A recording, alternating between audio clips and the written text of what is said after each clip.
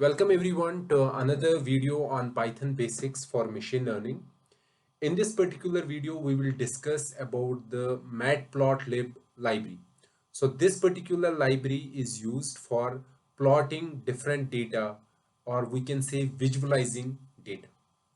Okay, so let's discuss Matplotlib. So the in Matplotlib there is one submodule which is called Pyplot, and that is the submodule that we are going to use more frequently, and we will be discussing this particular module here also. So the first thing that we have to do is to import matplotlib.pyplot.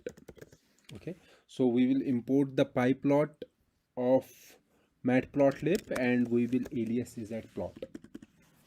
Okay, so let's say I want to plot some points, so let's create a list. So let's suppose list 1. So let's say it contains elements 0 and 3, and y is another list. Sorry, this is list, another list, and it contains elements 1 3, let's say.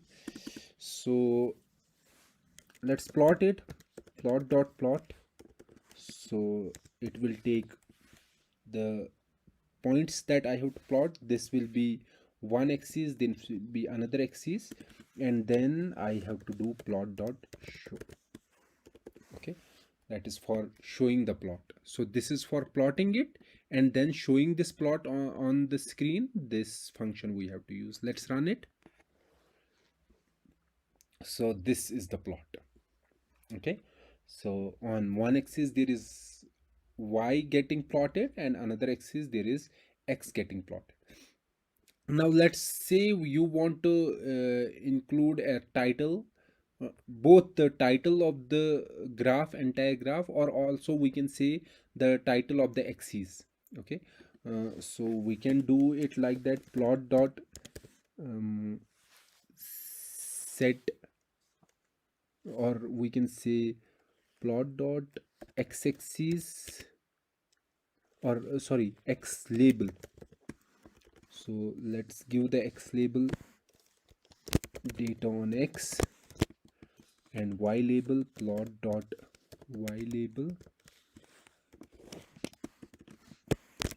data on y. And if you want to give the plot as some title, plot dot title. Okay, so let's run it. So you can see this is the this is the x-axis title, this is the y-axis title, and this is the title of the entire we can say the entire figure.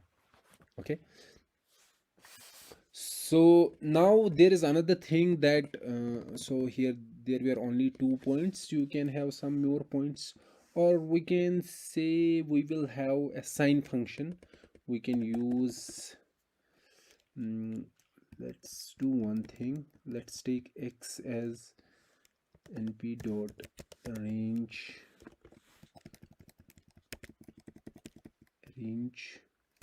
1 to 100, and y will be sine of x. Okay, sorry, so we have to use sine. So let's import numpy as np. Okay, I think np dot sine.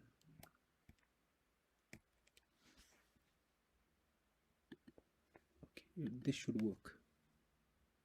Okay,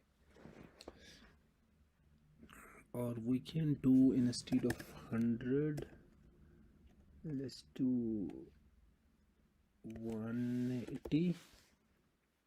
Let's plot it. So this is the plot of sine axis. So this is the angle value, this is sine plot. So here I have plotted the sine function. Okay, fine. Now let's do one thing, let's do some more with this plot. Okay, or we can say let's add some more information to this particular plot. Let's suppose I am creating another y2, that is the cos of this x, and I can also plot this plot dot plot. So let me also plot this y2 on the same plot, so it will plot both these on the same graph. So maybe it is not visible here, but you can see that both these plots are getting plotted, both sine and cosine. Okay, let's do one thing, let's remove it. Let me add another code section here for import matplotlib dot matplotlib.pyplot as plot, and let's do one thing, let's have x1 is equal to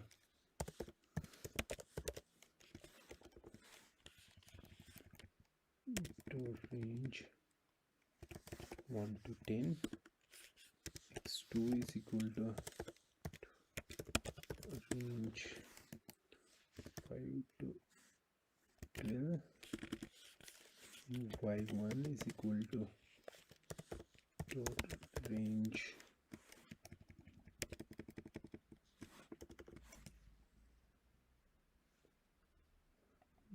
20 to 30, y2 is equal to np dot range 5 to 12, 15. Okay, let's plot these two. So plot dot plot x1 comma y1, and another is y1, the second one is plot dot plot x2 comma y2. Okay, plot dot show, so it will plot both these on the same. Okay,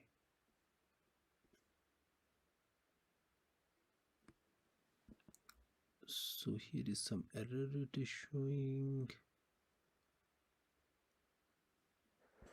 So let's check what is the error. X and y must have same first dimension. Oh sorry, this is from 1 to 10, this is from 20 to 30, so they have the same dimension.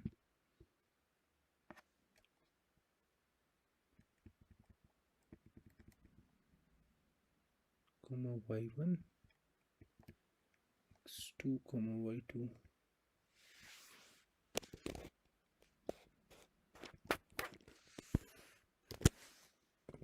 Let me first run this one.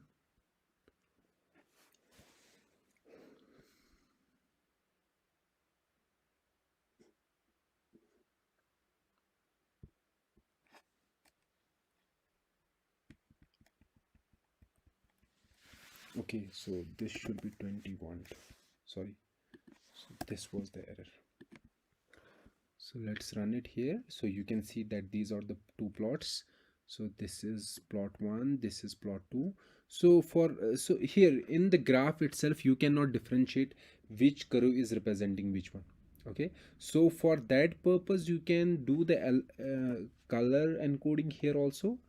For example, let's say you want that the color should be red. Okay, for this particular plot you can do like this, and color for this one, let's say you want it should be any other color, green. Okay, so green is coming.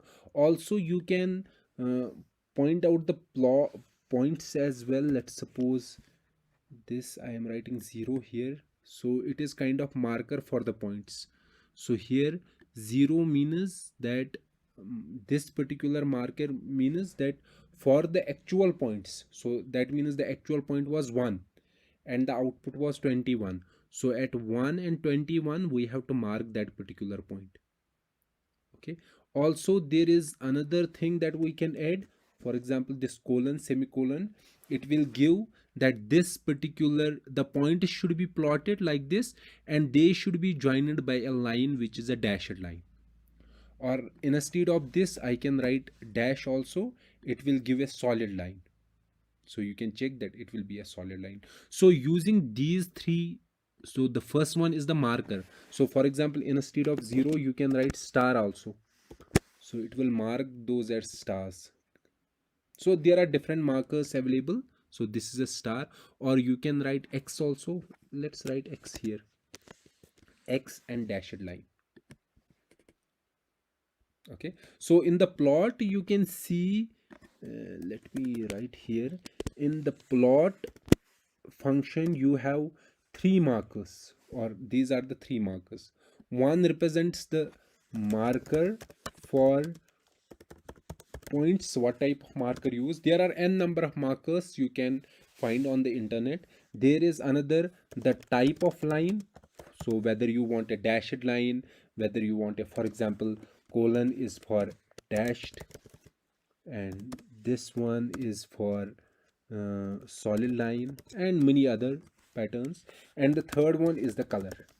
Okay, and instead, for example, sometimes some people, what they do, instead of writing like this, so sorry, so instead of writing they do color is equal to R. Okay, so let me write it, it will give a red color. Okay, or instead of writing a complete color they also write C, it will also be same. Okay, giving a red color. Fine. Now the other thing is that you can also set the width of this particular line. Okay, for example, you can write the line width, sorry, line width is equal to 5. Okay, so you can change the width of this particular line. So here I'm changing it. Also, if you want to plot the grid lines in this particular graph, you can also do like this, plot grid, it will plot the grid. So here grid lines are also getting plotted, and there is a way to change the color of these grid lines as well, but we won't be discussing those things here for, because those are not required. But yes, you can plot the grid as well. Okay, so so these are line plots. There is another plot which is called a scatter plot. Okay, for example, instead of doing plot dot plot, I can write plot dot scatter. So let's remove these things. So it will only plot the points, not any line or something like that. So points are plotted. Scatter plot means that points will be plotted, but a line plot, okay, the function that we are using, dot plot, so this will be used to plot the, not only the points but also a line joining those points. Okay, so apart from this plot dot plot, so there are, so I will write here, so in this we can have, using Matplotlib we have plot. So this is for plotting the lines. There is a scatter plot, plot dot scatter, which is used for plotting the points, but only the actual points, not a line connecting those points. We will have plot dot bar. So this particular thing is used for plotting bar charts. Also we have plot dot histogram. This is for plotting histograms. Okay, there are different kinds of functions that you can use on your own.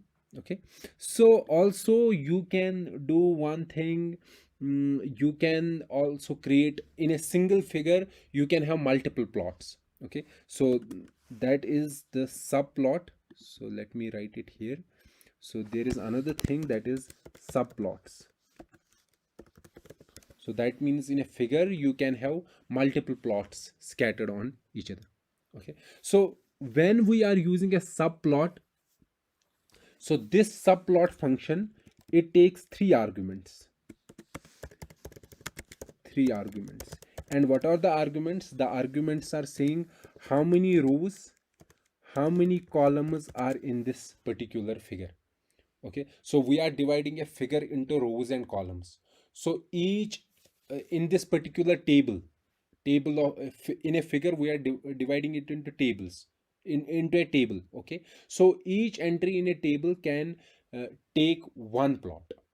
Fine. For example, if I am writing that there are two columns and two rows and two columns, so that means there are four entries. So that also means that I can have four subplots in that particular figure. So it takes rows and columns, that means how many entries are in that particular figure, or we can say how many plots I can draw in a one figure. And it will also determine the position of this particular subplot that I am plotting. Okay, let me show it here. So let's do import matplotlib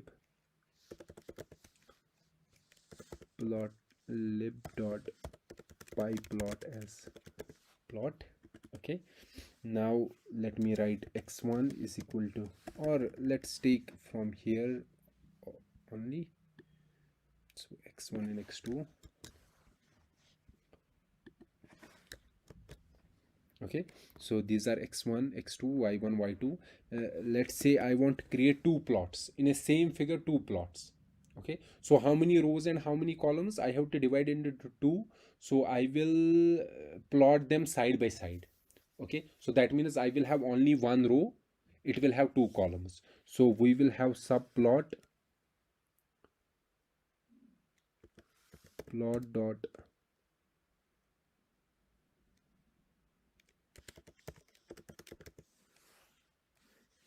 subplot 1 comma 2 comma position. So the position of this subplot will be the first one. Okay, then plot dot plot. So what I have to plot in this subplot? x1 comma y1. Then the sorry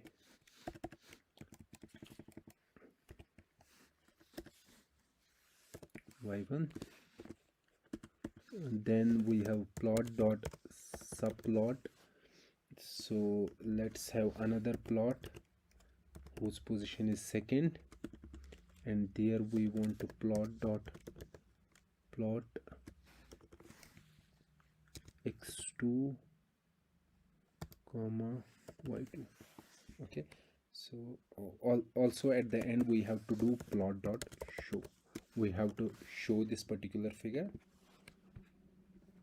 Okay, so you can see that in a figure I have created, so it is a single row with two columns. So in the first column I have plotted this one. I can also add color equal to red. Okay, so it will show the red color for this particular plot. Now if somebody wants that this plot should be at the top and this one should be at the bottom, then we have to make two columns but only one row. So two rows, only one column. Likewise here also two rows, one column, and let's do it. You can see here. Okay. And to each subplot you can add their own axes, and we can say their own x label and y label. For example, plot dot x label something, you can write anything. Plot dot y label.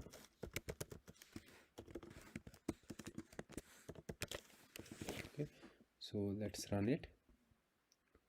So for the first figure we are adding x label and y label. So y label is written here, so x label is getting somewhere.